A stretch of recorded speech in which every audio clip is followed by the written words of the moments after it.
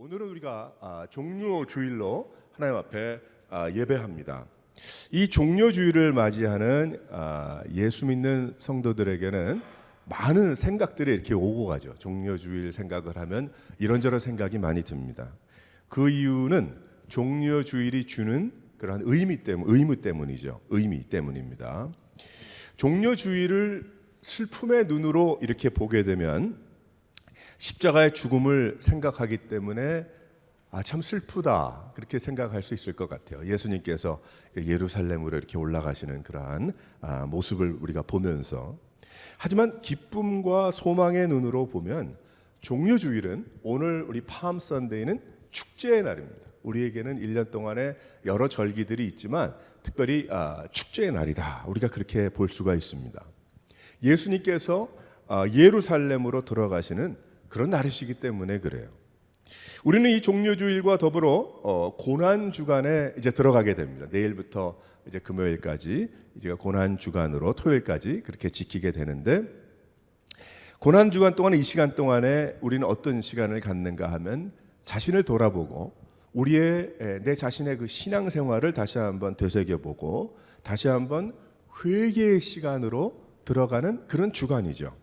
그래서 고난주간 동안 철저하게 정리할 부분들을 정리하지만 또한 부활의 소망을 가지고 변화하는 은혜의 시간이 되기 때문에 우리에게는 슬프지만은 않은 시간입니다. 우리에게는 스스로 돌아보는 시간이요, 또한 기쁨의 시간이요, 축제의 시간이고 잔치의 시간이라.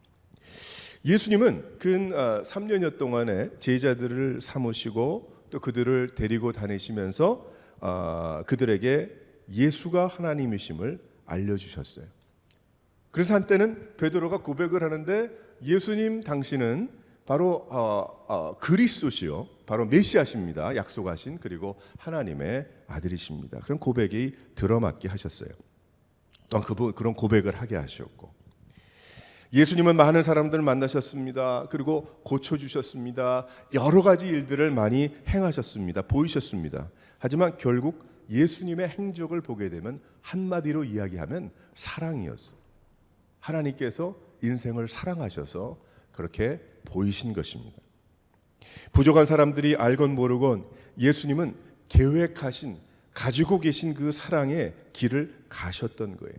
그것이 종료주일의 의미인 것입니다. 왜 꼭 그날 거기를 지나가셔야 됐을까? 왜 예루살렘으로 가셔야 했을까? 예루살렘 밖에서 다른 구원을 이루실 수도 있었는데 왜 그러셨을까?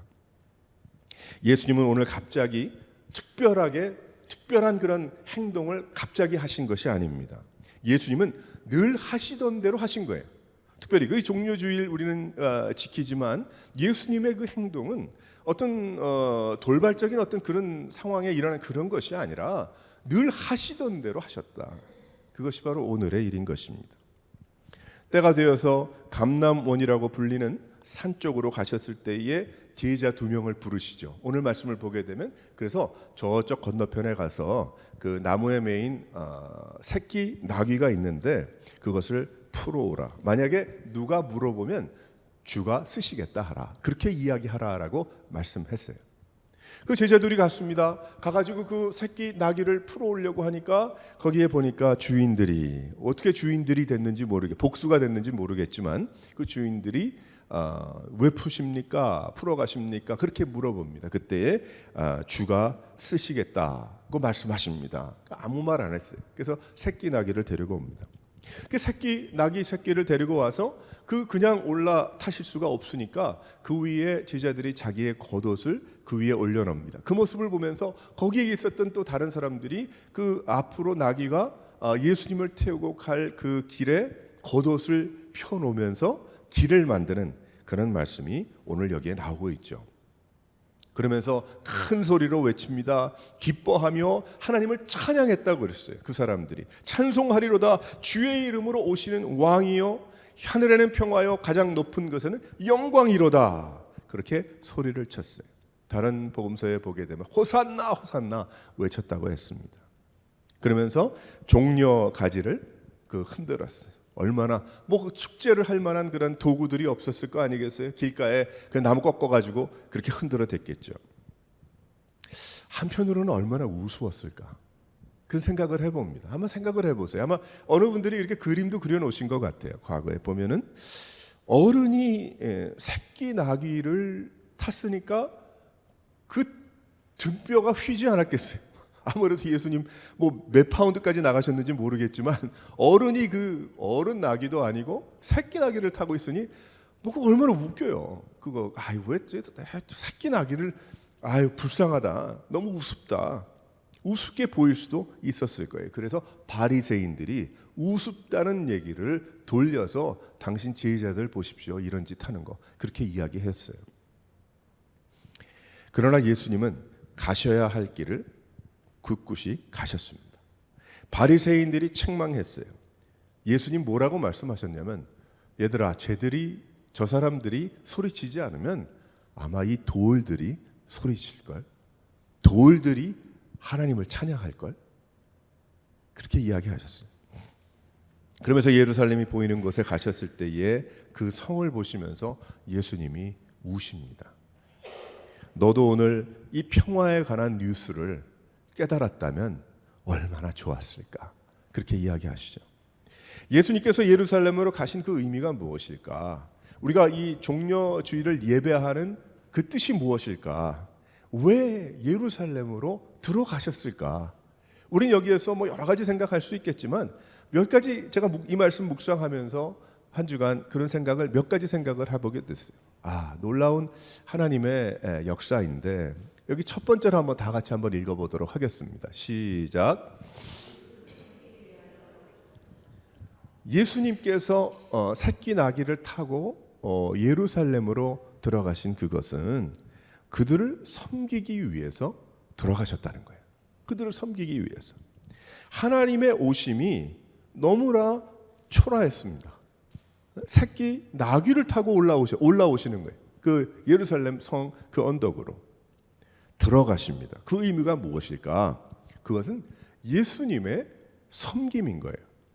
예수님께서 온갖 하늘의 것으로 오실 수 있었어요. 그러나 예수님은 인간의 몸을 입고 오셨습니다. 그리고 사람들과 늘 함께 계셨고 그리고 결국에는 나귀 새끼를 타고 예루살렘으로 올라가셨어요.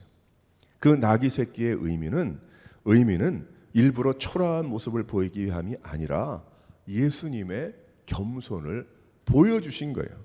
겸손의 왕이신 그 예수님의 그 모습을 우리는 새끼 나귀를 타고 가시는 그 예수님의 모습 속에서 깨달을 수가 있습니다. 그래서 섬김을 받으러 오신 것이 아니고 예수님은 섬기러 오셨다라고 그렇게 말씀하고 있습니다. 그래서 예수님 믿는 것은 섬김이 아닙니까? 우리가 그래서 예수님 믿는 것 우리가 봉사한다라고 이야기하죠. 마치 봉사하는 것은 내가 그저 큰 마음 잡고 내가 그저 뭐 일하는 거 그렇게 생각을 하는데 아니죠. 그것이 아니고 하나님께서 우리에게 섬길 예수님의 모습을 가지고 살아갈 수 있는 기회를 주신 거예요. 그러니까 섬김의 기회를 주신 것입니다. 그래서 예수 믿는 것은 섬기는 거예요. 그래서 예수 믿으면 예수님처럼 한다고 섬기지 않습니까? 그런데 하다가 보니까 참 그 예수님처럼이 아니라 섬김을 받기 위해서 섬기는 일들이 생기더라는 거예요. 우리가 신앙생활 이렇게 하루 이틀 처음에는 안 그랬는데 지나다 보니까 내가 많이 그 섬기고 막 그 봉사한다고 하는 게 나중에 가만히 생각을 해보니까 내 마음속에 내가 오히려 높아지고 오히려 내가 섬김을 받기 위해서 하는 것은 아닌지. 그래서 우리는 늘 우리 스스로를 돌아봐야 하는 것입니다. 대가를 지불받기 위해서 섬기는 것 같은 모습을 갖고 있는 것은 아닌가. 우리는 나귀 새끼를 타고 올라가시는 그 예수님의 그 모습을 보면서 우리는 분명하게 깨달아야 할 것입니다. 하지만 예수님은 그들을 하나님께로 이끄시기 위한 섬김이셨어요. 그 예수님께서 이 새끼 나귀를 타고 가셨다는 그것은 그 겉옷을 펴놓은 거기에 호산나 호산나 찬양을 들으며 올라가셨다는 그 뜻은 무슨 뜻이냐면 예수님께서 뭐 대접을 받고 대가를 받고 뭐하고 아무 그런 것도 아니고요. 무엇인가 첫 번째 무엇인가 하면은 그들을 섬기는데 어떻게 섬기기 위함이냐면 그들의 입에서 그들의 마음에서 찬양을 이끌어내시기 위한 섬김이셨다는 거예요. 한번 가만히 생각해 보세요. 하나님 앞에서 두 손을 들고 찬양을 올려드리기 위한 섬김이셨던 거예요. 그 섬김은 호산나 호산나를 얻어내기 위한 그런 섬김이 아니셨어요.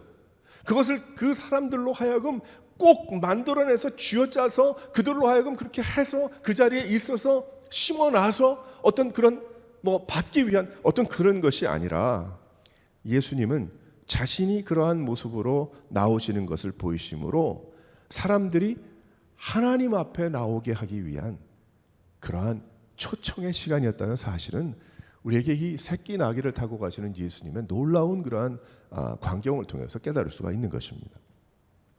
하나님은 지금도 우리를 섬겨주시잖아요.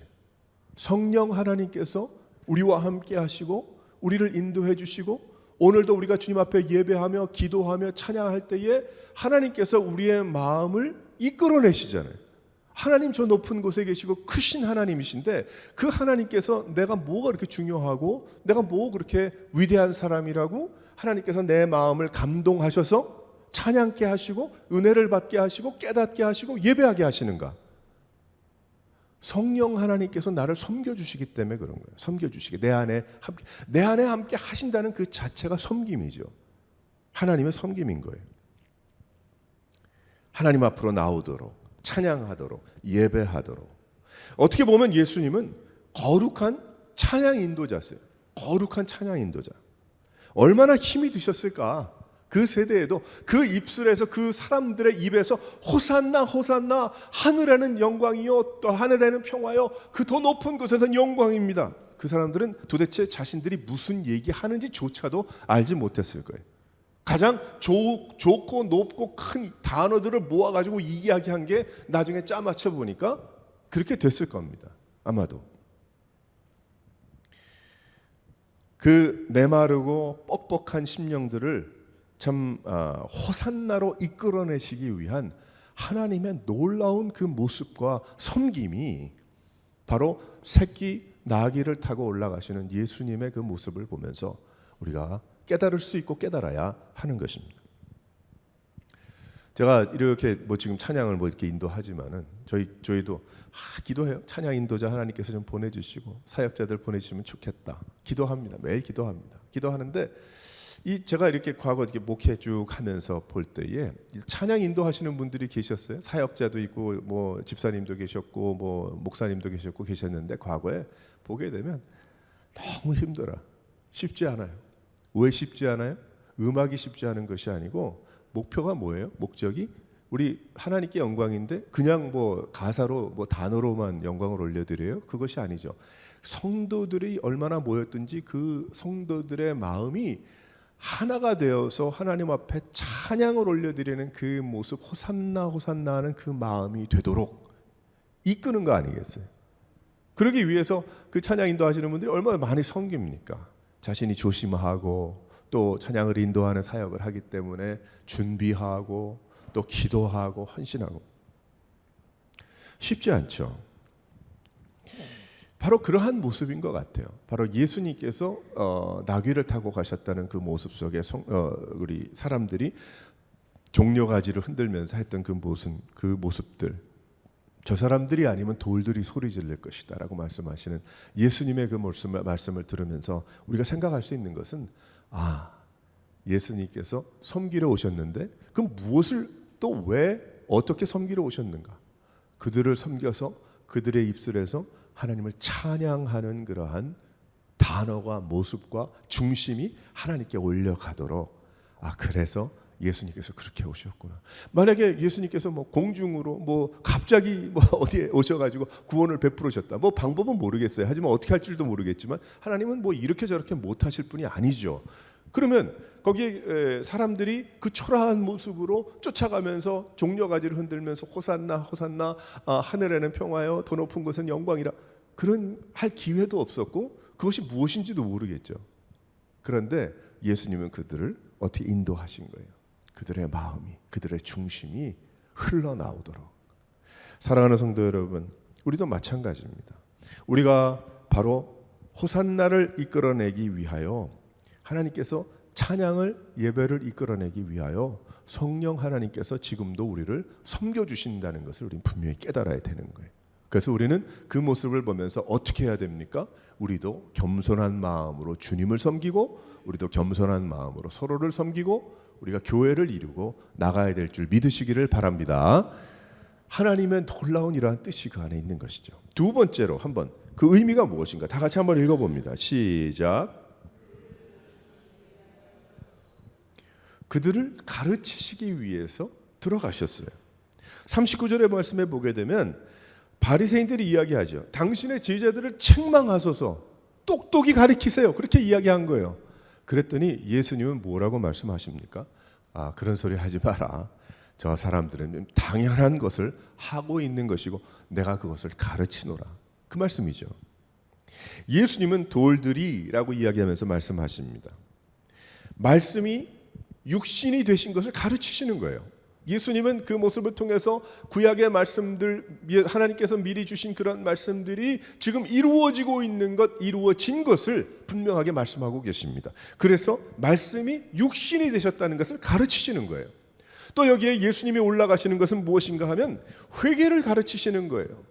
회개를. 그렇기 때문에 이 모습을 보면서 그 높으신 하나님을 만나면서 내가 얼마나 큰 죄인이고 내가 얼마나 하나님 앞에 무릎을 꿇어야 되는 것인지를 예수님은 깨닫게 하시는 것입니다.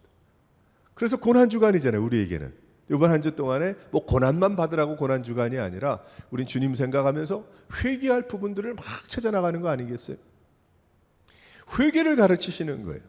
예수님은 그 나귀를 타고 그 예루살렘으로 들어가셔서 말씀하시고 보이신 모든 것을 통하여 믿음을 가르치시는 겁니다. 믿음을 가지라 그렇게 이야기를 하잖아요. 뭐 눈에 보이는 말로 해결되는 1, 2, 3, 4를 가르치시는 것이 아니고 영적인 것, 눈에 보이지 않는 것, 그 세상, 천국에 대해서 말씀을 하고 계시잖아요. 믿음을 가르치시는 거예요. 또 그들에게 헌신을 가르치십니다. 헌신을 가르치시잖아요. 그들에게 말씀하시는데 어떻게?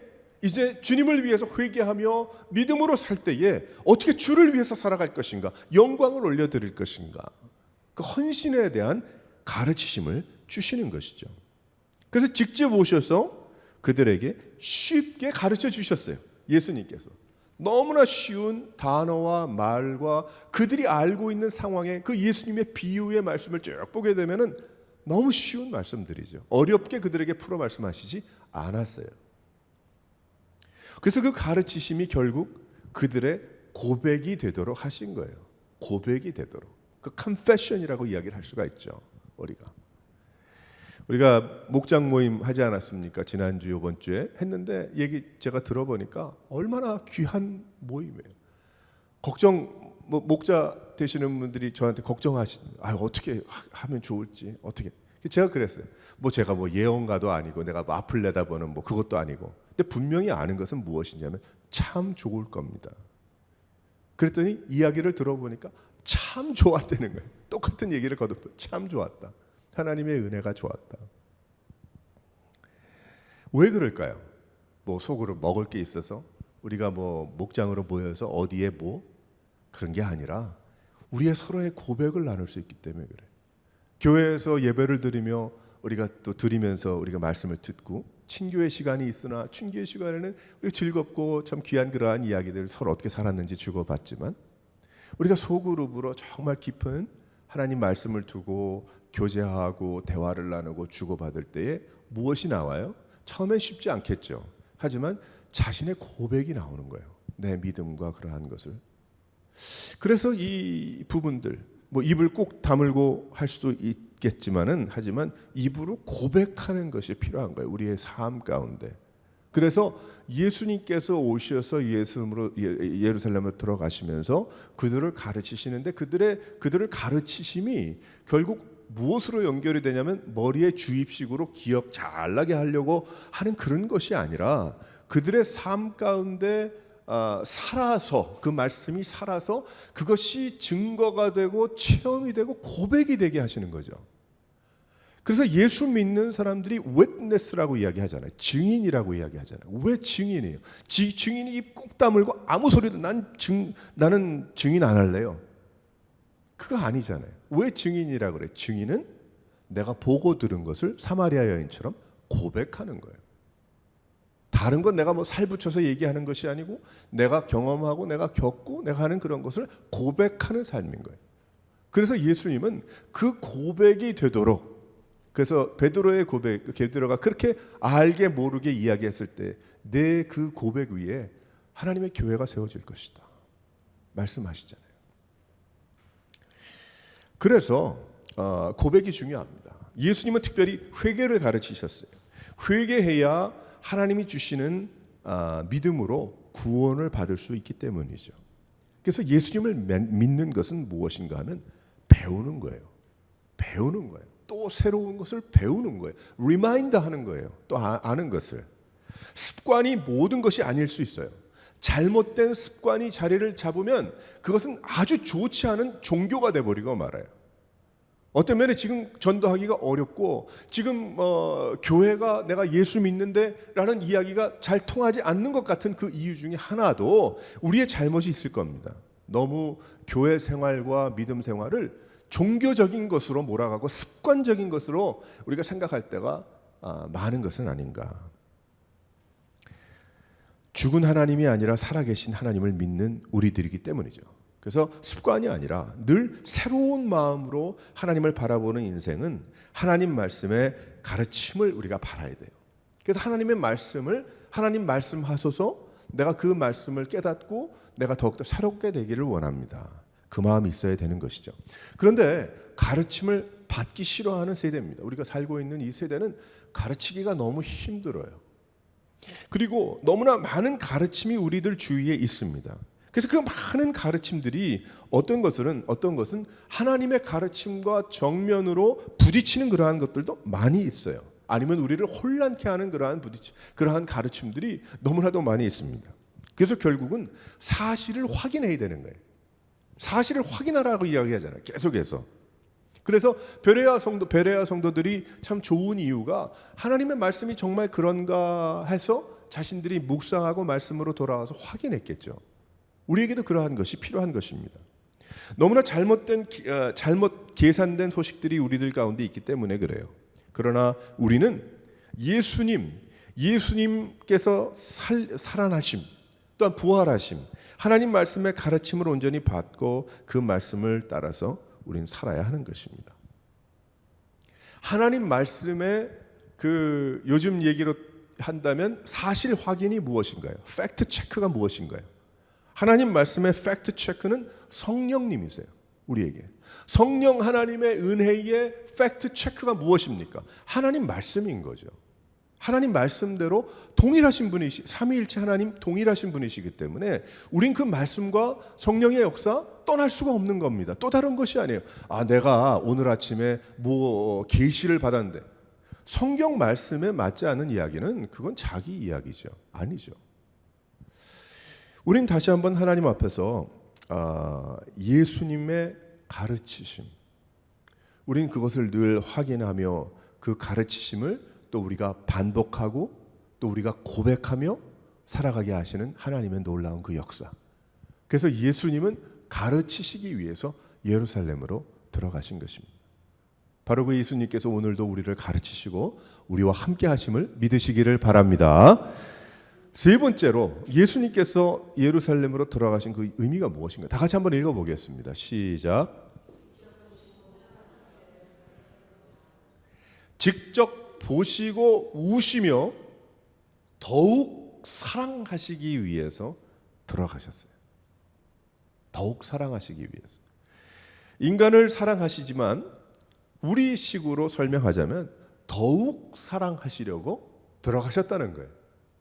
말이 조금 그렇죠. 하나님의 사랑이 뭐 요만큼만 주다가 좀 더 그렇게 그런 뜻은 아니지만 우리 식으로 우리가 좀 더 이해하려면 더 사랑하시려고 예루살렘으로 가셨다. 예루살렘으로 가십니다. 그리고 우셨어요. 왜 우셨을까? 예수님께서 그것은 사랑하기 때문에 그랬어요. 회복을 보시기 원했기 때문에 생명을 주시고 그 인생들을 세상을 구원을 베풀어 주시기 위해서 우셨어요. 결국 더욱 사랑하셨습니다. 결국 더욱 사랑하신 그 뜻이 무엇일까요? 십자가를 지신 거예요. 더 사랑하시려고, 더욱 사랑하심을 못 깨달으니까. 그래서 그것을 평생 잊지 못할, 또 잊혀지지 않을 그 모습으로 그들의 마음에 선물로 주시기 위해서 그들이 죽을 것을 대신 죽어주시는 그런 십자가를 지신 것입니다. 그 눈물은 잠깐 지나가는 감정의 눈물이 아닙니다. 그 눈물은 살리시고 자신은 죽으시려는 그러한 눈물이었습니다. 그 예수님의 그 눈물은 안타까운 눈물이었어요. 조금 마음들을 열었으면 좋겠다. 그런 거 아니겠어요? 좀 그 예수님 뭐 좁은 제 머리 가지고 계산을 하고 단어로 옮길 수는 없지만 전부 다 우리가 그냥 심플하게 좀 더 생각을 하면 너무 안타깝다. 저 바리새인들 서기관 저 사람들도 열심은 있는데 하나님의 뜻을 모르고 하나님의 그 말씀의 그 진가로 중심을 알지 못하는 잘못 빗나간 화살이 됐으니 얼마나 예수님이 안타까우셨겠어요. 저들의 마음이 열렸으면 좋겠다. 저들의 중심이 열렸으면 좋겠다. 저들의 눈이 열렸으면 좋겠다. 저들이 나를 믿고 구원을 받았으면 좋겠다. 왜 이들이 여기까지 이렇게 왔을까? 예루살렘을 보고서야 예수님께서 깨달으신 것이 아니고 예수님 하나님이시기 때문에 다 알고 계셨죠. 예수 하나님의 마음인 거예요. 그 마음 너무나 속상하셔서. 지금도 예수님은 우리와 함께 하십니다. 이 시대에 우리 교회들을 보면서 혹시 울고 계시진 않을까? 못나서 우는 그런 울음이 아니라 한편으로는 더 사랑하시기 위해서 우시는 하나님, 예수님. 또 그리고 너무 답답하셔서 왜 교회가 이럴까? 왜 성도 예수를 믿는다고 이야기하는 성도들이 이 모습일까? 왜 성령을 다 거스르면서 이렇게 나갈까?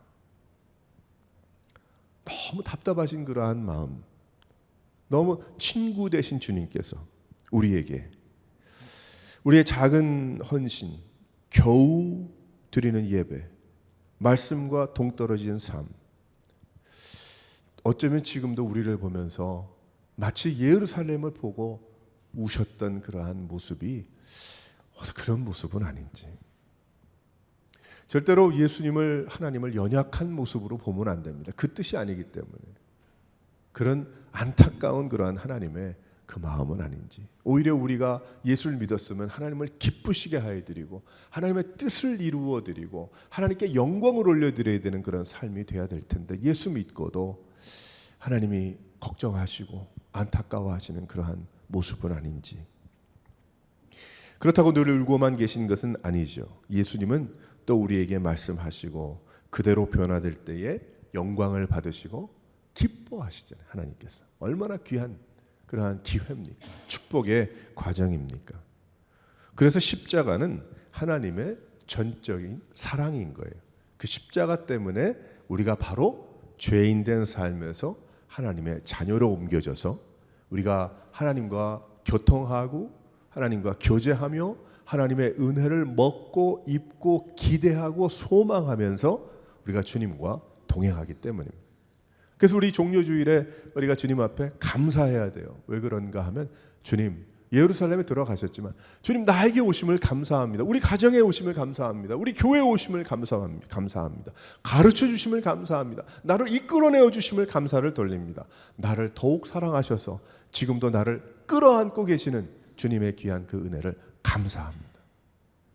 그래서 우린 종료주일날 팜트리 있으면 좋고 없으면 다른 거라도 아무것도 없으면 두 손이라도 올려서 주님 앞에 호산나 호산나 찬양을 올려드리고 하늘의 영광이요 더 높은 곳에선 하나님께 영광이 평화여 영광이 올려지고 하나님 기뻐하시기를 우리 때문에 기뻐하시기를 바랍니다. 하나님 저 때문에 기뻐하시길 원합니다. 하나님 우리 교회 때문에 하나님 걱정하지 마시고 기뻐하시길 바랍니다. 그저 제가 살아있는 동안 주님께서 나를 부르실 그때까지는 주님 그저 원하시는 대로 기쁨을 드리고 예배드리고 찬송하고 찬양하며 내가 이 세상 뜻대로 나가는 것이 아니고 하나님 원하시는 대로 나가겠습니다. 주여 받아주시옵소서. 할렐루야. 그런 거예요. 가끔 요즘 요즘은 아니지만 예전에도 그랬지만 가끔 보면은 이 기독교를 좀 우습게 표현을 해가지고 막 그러더라고요. 뭐 영화나 그런 데들 보면은 그렇잖아요. 그렇게 보면은 좀 그렇다. 근데 그럴 수밖에 없는 거예요. 할렐루야. 주님 앞에 통성으로 기도하며 주님의 은혜를 높여드리고 하나님 앞에 참 펄쩍펄쩍 튀면서 주님 앞에 감사하고. 왜 그래요?